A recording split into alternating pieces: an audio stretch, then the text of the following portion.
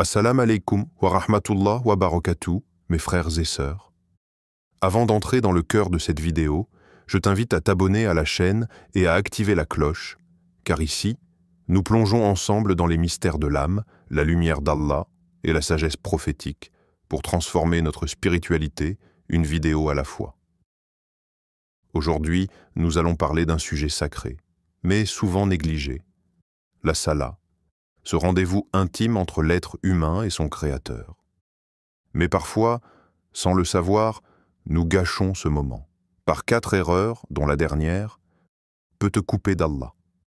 Écoute jusqu'au bout. Première erreur, prier avec le corps, mais pas avec le cœur. Tu te tiens debout, tu t'inclines, tu te prosternes, mais ton cœur, lui, reste assis. Il observe le monde distrait entre les tracas du quotidien, les messages non lus et les pensées vagabondes. Et pendant ce temps, ton corps s'incline devant Allah, mais ton cœur est en train de penser à autre chose. Imagine parler à une personne que tu aimes profondément, mais les yeux ailleurs, l'esprit distrait. Penses-tu qu'elle se sentirait aimée? C'est ainsi que beaucoup d'entre nous prient. Un jeune homme se plaignait: « Je prie, mais je ne ressens rien. » Et l'érudit, en peu de mots, lui a révélé l'essentiel. Tu pries avec ton corps, mais pas avec ton cœur. Il est révélé dans le Coran. Malheur donc à ceux qui prient tout en négligeant leur prière. Sourate Al-Ma'oun, versets 4 à 5. Ce verset ne parle pas des absents, mais de ceux qui sont là, physiquement, et pourtant absents, spirituellement. Alors quand tu dis « Allahu Akbar », est-ce vraiment lui qui est plus grand que tout? Ou est-ce ton téléphone qu'il est à ce moment-là? Deuxième erreur, se précipiter comme si l'on était pressé d'en finir. Il priait comme on ferme une porte. Vite, sans pause, sans silence. Juste des gestes enchaînés, comme s'il courait après la fin et non vers celui qui l'attend. Le prophète Muhammad, sallallahu alayhi wa sallam, le vit. Un homme debout, priant, ou croyant prier. Et le prophète lui dit avec une douce fermeté: « Reprends ta prière, car tu n'as pas prié. » Ce n'était pas sa récitation qui était fausse, ni sa posture, mais sa précipitation. Il avait accompli l'acte, mais vidé le cœur de sa lumière. Combien d'entre nous prient ainsi, en pensant à ce qu'il reste à faire après, en raturant la Salah comme un devoir accompli sur une liste? Et pourtant, la prière est un refuge, pas une formalité.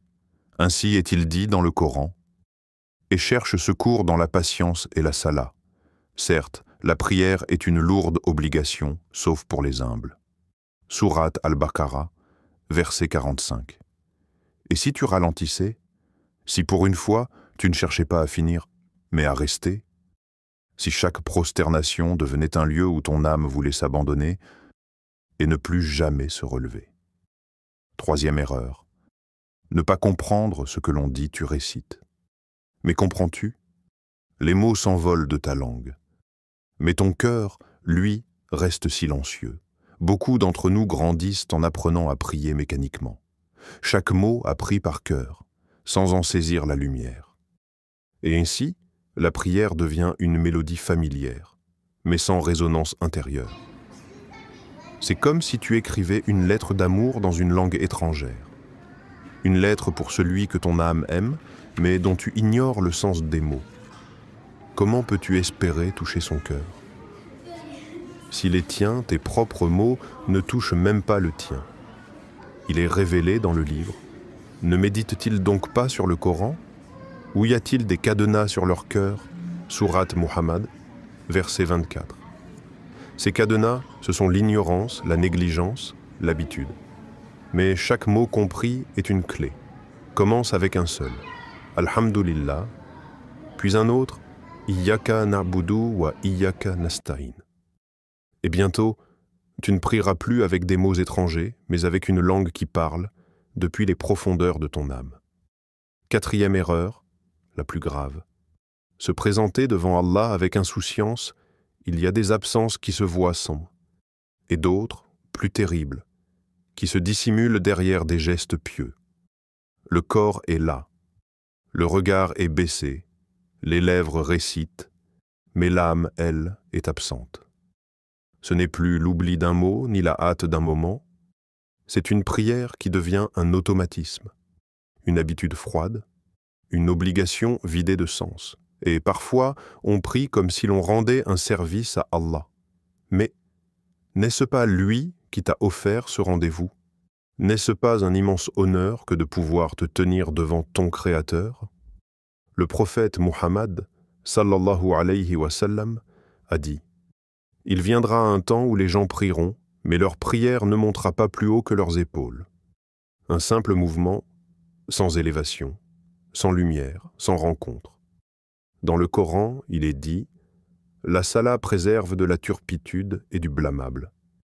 Et le rappel d'Allah est certes ce qu'il y a de plus grand. » Sourate Al-Ankabut, verset 45.